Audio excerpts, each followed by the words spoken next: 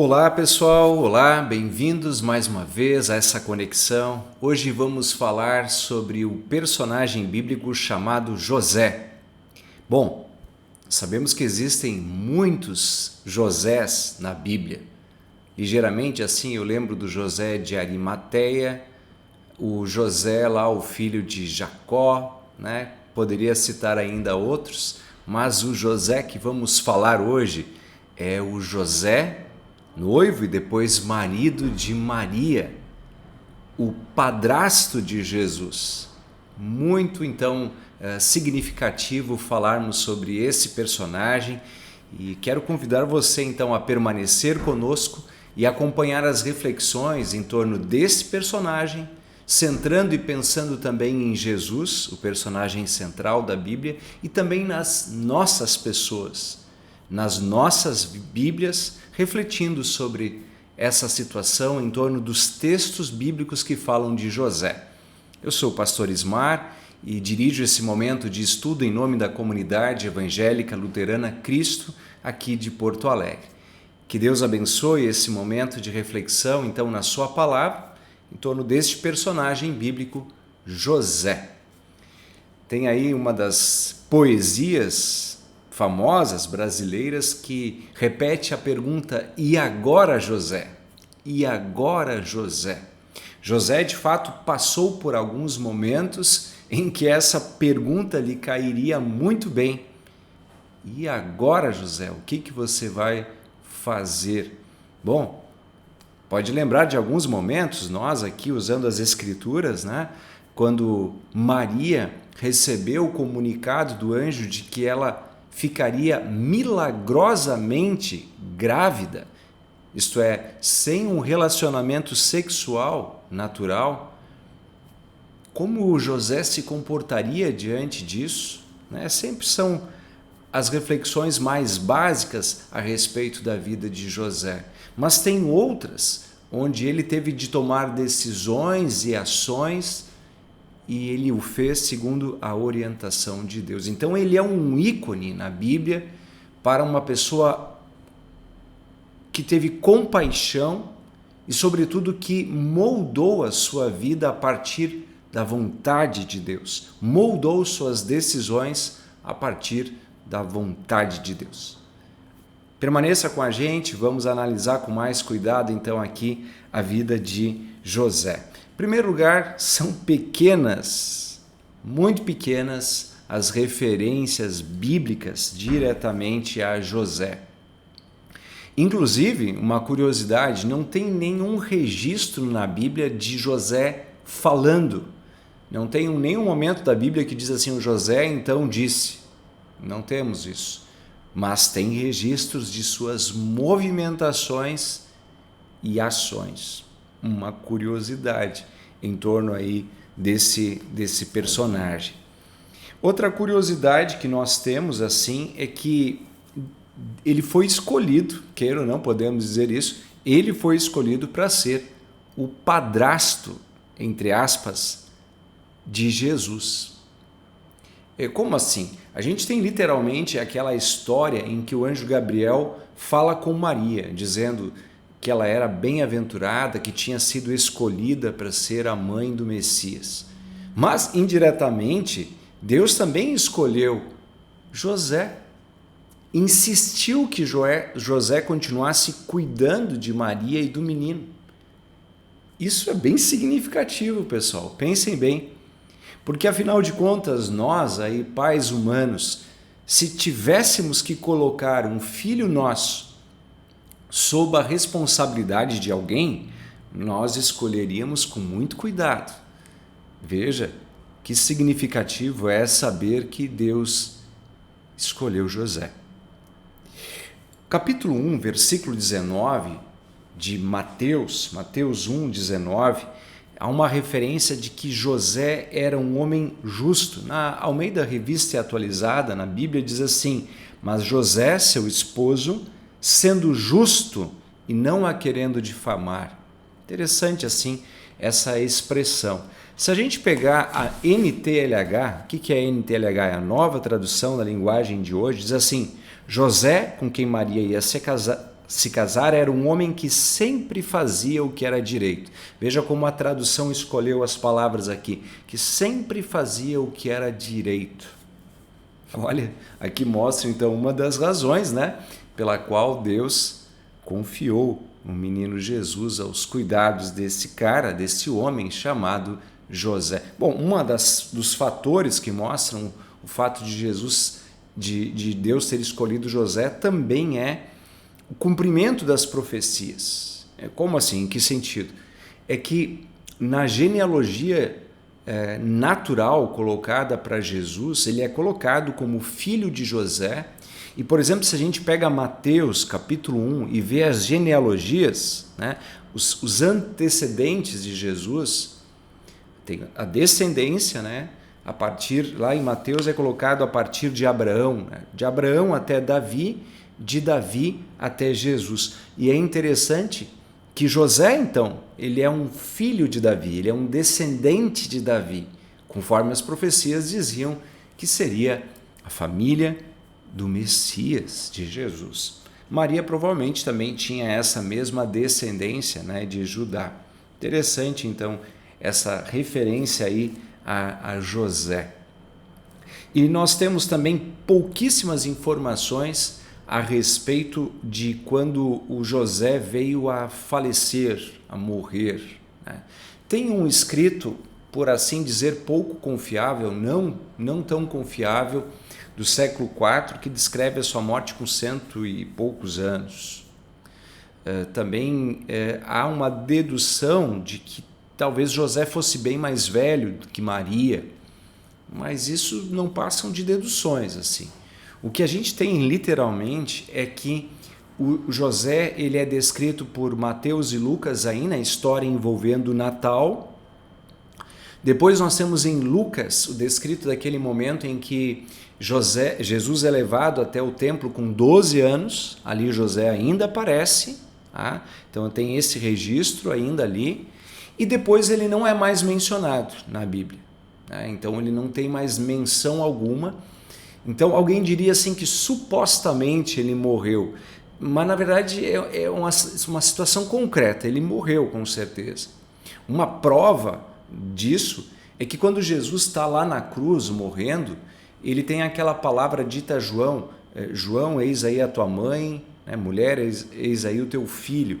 Então ali a gente lembra que Jesus está colocando Maria aos cuidados de João, né? Do discípulo João. Se ela ainda fosse casada, se José estivesse ainda em vida, é óbvio que seria dele a responsabilidade de cuidar da esposa, o que não aparece ali naquele texto bíblico, tá? Então aí tem algumas circunstâncias que envolvem aí o José. Bom, a gente já viu que o José era da tribo de Judá, era filho de Davi, era da descendência de Davi.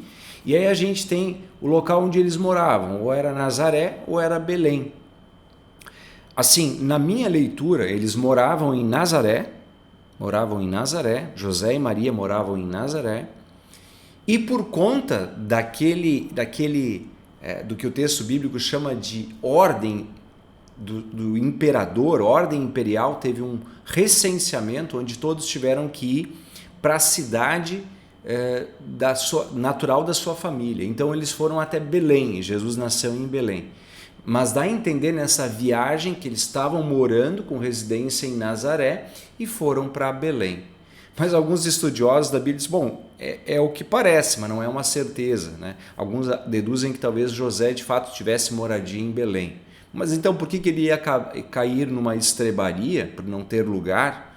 Então, como eu disse, na minha leitura, na minha visão, eu boto aqui o ponto de que ele morava em Nazaré e foi para Belém nessa viagem por ser a terra do seu antepassado Davi para fazer o seu recenseamento, né? Esse é o ponto que nós temos aqui, tá? E depois eles têm então um evidente crescimento lá em Nazaré, tanto que Jesus é depois chamado de Nazareno, quer dizer, ele cresceu em Nazaré, e tanto que também ele é chamado de filho do carpinteiro, né, em diferentes passagens, e Marcos em algum momento chama ele mesmo de carpinteiro. Então, o que era muito comum na época, acontece também no seio familiar de Jesus, ele segue a profissão do padrasto ou do pai, né? Carpinteiro. Essa expressão em grego, que foi traduzida para carpinteiro, técnico, alguns dizem que poderia ser também colocada para escultor ou pedreiro, que trabalha com material duro, né? Então, a tradição coloca sempre como carpinteiro, mas poderia ter essa relevância também de pedreiro, de construtor, aí na figura, então, desse nosso personagem bíblico de hoje, chamado de José. Tá? Bom, eu quero colocar aqui agora, com base ali em Mateus capítulo 1 e também no capítulo 2, essa circunstância bem interessante assim a respeito de José. Tá? Vamos agora então usar, ao invés de informações rápidas, soltas, que eu fui colocando aqui a respeito desse personagem chamado José, algumas coisas assim mais reflexivas. Tá? E aí eu vou pegar então Mateus capítulo 1, agora eu vou pegar a Nova Almeida atualizada, essa tradução, e vou ler ali literalmente as palavras de Mateus capítulo 1, do nascimento de Jesus. Diz assim: o nascimento de Jesus Cristo foi assim. Maria, a sua mãe, estava comprometida para casar com José. Então, bota-se noivo. Esse estar noivo, não estar efetivamente casado, era um contrato bastante sério naquela época, não era assim fugaz, efêmero e facilmente quebrado, né? Era um compromisso sério. E os indícios mostram que isso às vezes acontecia desde a infância do casal, né? Às vezes havia um comprometimento das famílias dentro desse noivado. Então era essa a situação, não sei qual foi a origem, mas essa era a situação de José e Maria. E aí diz assim, mas antes de se unirem, ela se achou grávida pelo Espírito Santo. Lucas é o evangelista que conta aquela história de quando o anjo Gabriel apareceu para Maria. O Mateus não conta essa história. Ele só simplifica assim, que ela achou-se grávida pelo Espírito Santo. E aí o versículo 19 diz assim, José, com quem Maria estava para casar, sendo um homem justo e não querendo envergonhá-la em público, resolveu deixá-la sem que ninguém soubesse. Enquanto ele refletia sobre isso, diz o versículo 20, eis que lhe apareceu em sonho um anjo do Senhor, dizendo, José, filho de Davi, não tenha medo de receber Maria como esposa, porque o que nela foi gerado é do Espírito Santo. Ela dará à luz um filho e você porá nele o nome de Jesus, porque ele salvará o seu povo dos pecados deles. Aí diz aqui o versículo 22 e 23, que era um cumprimento de uma profecia, né, do Antigo Testamento, de que ele nasceria, que o Messias nasceria de uma virgem. E aí, voltando a José, no versículo 24, diz assim, quando José despertou do sono, fez como o anjo do Senhor lhe havia ordenado, e recebeu Maria por esposa, porém não teve relações com ela enquanto ela não deu à luz um filho, a quem pôs o nome de Jesus. Então, assim, olha só que interessante, pessoal. Então, essa situação primeira que a gente sempre traz como reflexão, né? Afinal, o José ficou sabendo que sua noiva estava grávida. Isso traria sérias consequências para si. Primeiro porque ele poderia talvez quebrar o contrato de noivado. Muitos iam deduzir que talvez ele fosse, né, o culpado, enfim, e isso seria assim uma desgraça moral para ele. Por outro lado, ele poderia assumir que foi traído. Isso seria também, de certa forma, assim, uma ridicularização da sua reputação por ter sido traído. E o texto diz justamente que José ficou pensativo, refletindo sobre isso. E ele, para preservar-se desse ponto, ele poderia literalmente condenar ou culpar a Maria, que poderia inclusive ser apedrejada por causa disso, de acordo com as regras civis daquela época. E aí então o José, mostra o texto que ele estava caminhando para uma decisão de abandonar Maria em secreto. Você tem que perceber, dentro dessa reflexão sobre o personagem José, que isso foi uma atitude de extrema compaixão do José. Ele sairia dali, fugiria dali, assumiria a culpa sobre si, que não era dele, para preservar a Maria, para deixar as coisas como estão. Abandonaria seu negócio, sua carpintaria, seus clientes, seu ganha-pão. Isso era o que José faria. Olha que legal a atitude desse cara, conforme diz o versículo 19, um homem justo que sempre fazia o que era correto. Não foi à toa, como eu disse antes, que Deus escolheu ele para ser o padrasto de Jesus. E aí começa um outro aspecto muito legal da vida de José, que é esse, justamente esse, que ele, dentro das orações, das reflexões dele, ele tem um sonho que nada mais é do que uma mensagem de Deus. E nesse sonho, ele recebe a orientação, a clareza de que o nenê, o bebê que estava na barriga, que estava no útero de Maria, era de fato um milagre, como Maria tinha dito. Não era traição, mas era um milagre de Deus.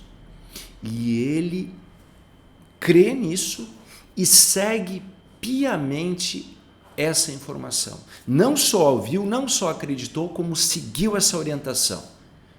Tomou Maria como sua esposa, assumiu as consequências, porque Deus assim o orientou. Depois, quando vem o recenseamento e a obrigação de viajar até Belém, ele leva a Maria com cuidado, com proteção, até Belém. Consegue um lugar, ainda que uma estrebaria, e lá o menino Jesus nasce. E aqui, essa característica de ouvir as orientações e seguir as orientações de Deus também aparecem na sequência.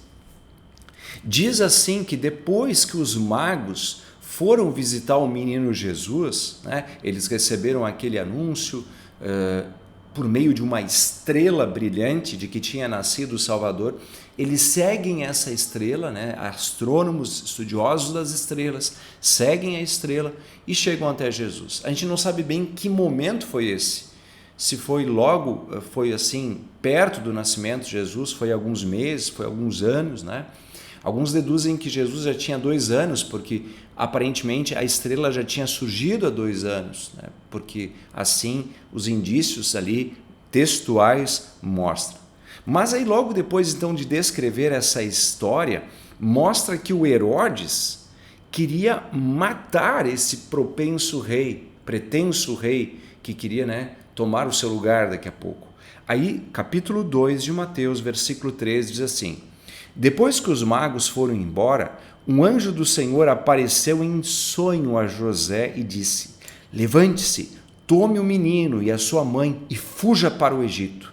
Fique por lá até que eu avise você, porque Herodes há de procurar o menino para matá-lo.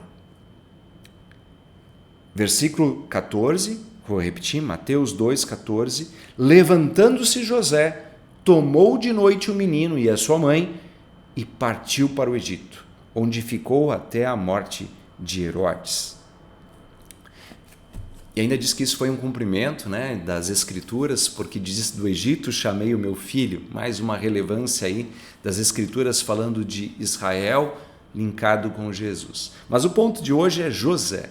Perceba mais uma vez, pessoal, que ele recebe a orientação divina e prontamente foge para o Egito. Enfrenta os perigos, protege o menino e a criança, vai para o distante Egito, sabe das circunstâncias e do perigo de vida que ele corria com Herodes procurando o menino, mas ele, abnegado, está disposto a cumprir o seu chamado, a sua missão e proteger o menino e a sua mãe, Jesus e Maria.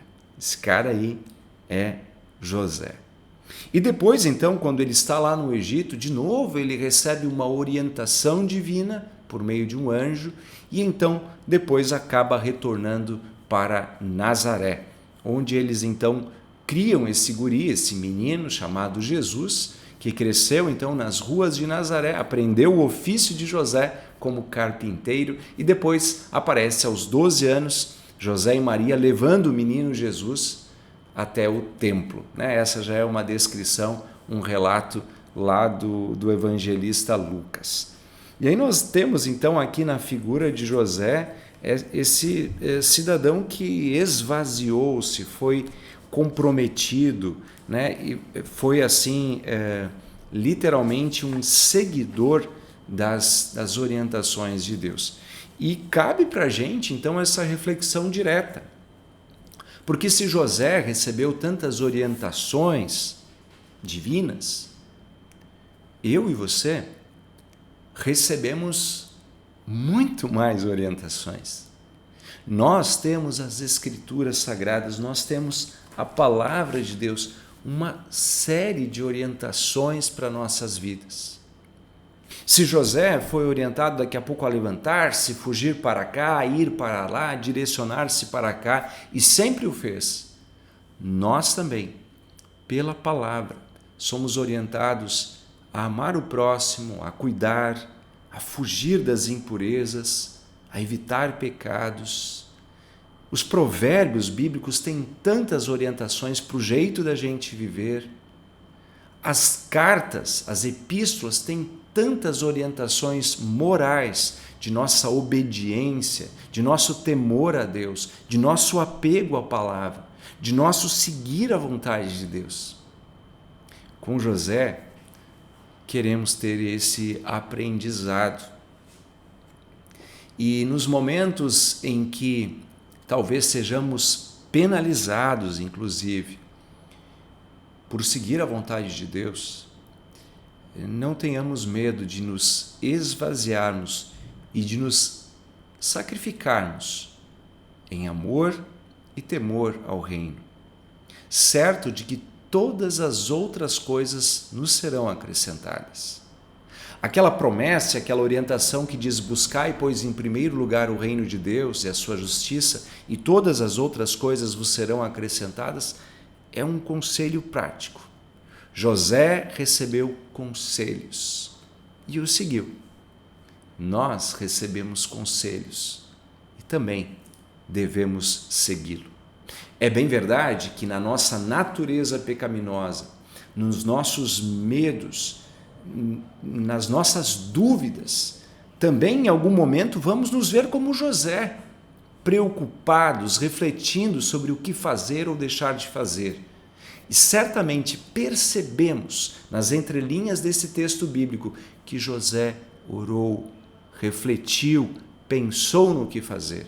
E a partir disso Deus o orientou, Deus o designou, Deus o encaminhou. Se Deus o Pai escolheu José para ser o padrasto de Jesus, Ele escolheu também José, escolheu a mim e escolheu a cada um de vocês para sermos, por meio da fé, também filhos do Pai Celeste e herdeiros da vida eterna. Que esse ícone da Bíblia, José, que tão pouco aparece, mas que tão importante foi, seguindo as orientações, os caminhos e protegendo essa que por vezes é chamada de sagrada família, também seja uma orientação para cada homem, para cada mulher, para também proteger sua família, também reverenciar esse cuidado com o lar, seguindo os conselhos bíblicos. Se temos 10 mandamentos, nós lembramos que após os 3 primeiros, o primeiro fala em honrar o pai e a mãe, depois também nós temos esse cuidado com a vida, a proteção à vida, depois nós temos com relação ao casamento. O dom da família está muito presente na história de José, nos mandamentos e na vida de cada cristão. Que em mais um Natal que comemoramos aqui ou no ano que vem ou em todos os momentos em que a figura de José de novo aparecer, que tenhamos boas reflexões e orientações para o nosso viver. Às vezes, na história natalina, tem outros personagens que parecem mais centrais, a própria Maria, os pastores, os anjos, os magos, mas não esqueçamos também de aprender muito com este personagem, José. Muito bem, meus amados irmãos, obrigado por acompanharem mais uma reflexão, mais um estudo bíblico dentro desta série que chamamos de Personagens da Bíblia. O próximo personagem que queremos estudar será a Maria, mãe de Jesus. E assim temos muitos outros que você pode encontrar na playlist do canal da Comunidade Luterana Cristo de Porto Alegre no YouTube. E lá estudar e refletir com diferentes personagens da Bíblia, mas que sempre são centrados em Jesus. A Bíblia é cristocêntrica. Jesus é o caminho, a verdade, a vida, o personagem central das Escrituras e que também quer ser o personagem central de nossas vidas. Que Deus os abençoe e os guarde, hoje e sempre. Amém.